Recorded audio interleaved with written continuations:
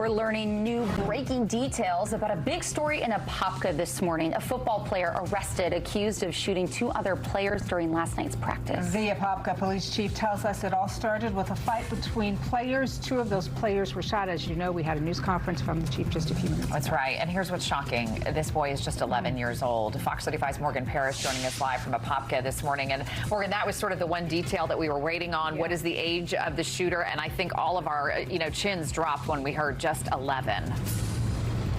Right. Good morning. That's right. Yeah, we've been wondering, how young are these football players that were involved in the shooting? And now we do know that 11-year-old is charged with one count of attempted homicide murder. Now, Chief McKinley says he doesn't believe he's going to add any more charges because of his age. And also, we're still waiting on some surveillance footage from the security camera from that football field. But Chief McKinley says that, of course, we're not going to name names or they're going to redact, faces, again, because of his age. But we do know that this was an isolated incident. Let's pull a video from the scene late last night. This happened at the Northwest Recreation Complex football field. Now, Police Chief Mike McKinley says that there was a physical fight prior to that shooting. He says that all three kids were arguing and that actually the mother of the 11-year-old was aware of the trouble between the kids. So now Chief McKinley is saying that there needs to be some good communication with these football players. Now, again, even though that there were two victims who were shot, one was shot in the arm, one was shot in the torso, again, that 11-year-old is only charged with that one count of second-degree attempted homicide murder.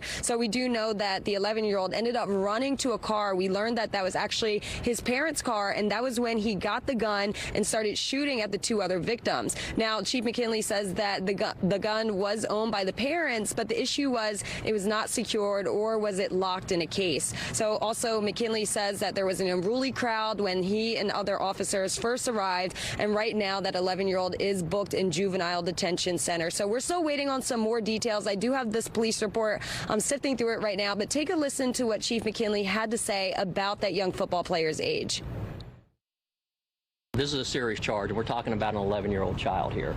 I don't think there's a need to stack on charges on an 11-year-old child that has no criminal history. He's in the system. We want to make sure that he gets the assistance he needs to put this past him and become a productive member of our society.